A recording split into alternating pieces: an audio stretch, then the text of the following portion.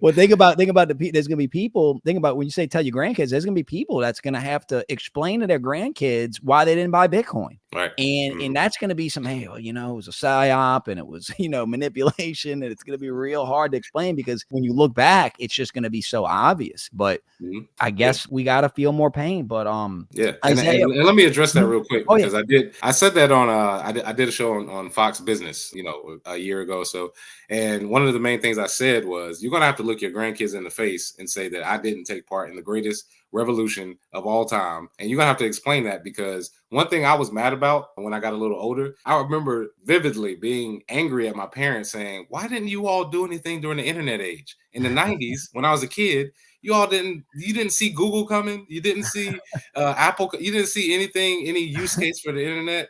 And the answer they gave me is when we saw the crash in the 2000s of the internet, of internet stocks, we thought the entire marketplace was gone and that it was a scam and that they were trying to basically use the internet against you. And I said, that sounds exactly what people were saying about Bitcoin.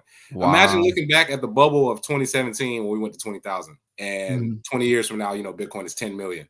And trying to explain to your kids and grandkids, like, yeah, I saw it crash back then, and I just thought to myself it wasn't real. I mean, you would be laughed out of the room. So just taking that, like I said, history doesn't repeat itself, but it often rhymes. And if you look at the circumstances of what you're doing, you oftentimes can say to yourself, back in the day, if this happened, what would I have been doing? Well, you're doing it now. Whatever you would have done, or whatever you're doing now, you would have done it during the internet age when you saw it coming. You saw websites being made. You saw the ability to create apps come. You saw Apple come. And people just ignored it for years. Like people just were like, well, it's coming, but cool, whatever. With Bitcoin, you can't really ignore it because, like I said, the internet, the reason why I think it's bigger than the internet is because, sure, the internet, you like, all right, that's if I have to use it. And then people, of course, have to use it now. With Bitcoin, you're not going to have a choice. So you really are going to be mad when you have to use Bitcoin or when you have to have some sort of Bitcoin strategy in order to save your wealth. And again, I just don't want people to have have that awkward conversation. If you're sitting there down bad in your 60s and 70s and can barely retire, and your kids are like, so you mean to tell me you watch people talk about Bitcoin for 60 years and you were there early in 2020s and 2010s and you did nothing about it? You didn't buy a million Satoshis, which could have made us millionaires today. A million Satoshis today is $600.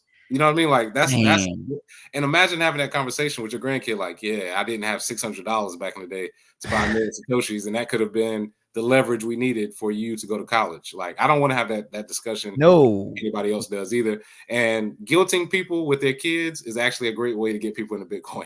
Even though it's kind of bad.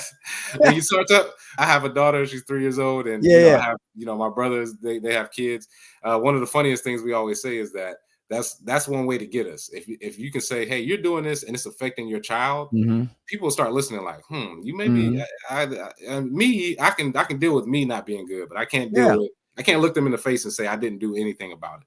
Yeah, no. And like, my parents, I've explained it to them like that this is like one of the foundation of generational wealth. Right. And, my mom's response is always, well, when my social security check pays me in Bitcoin, I'll care about it. I'm like, Mom, that'll never happen. I can assure you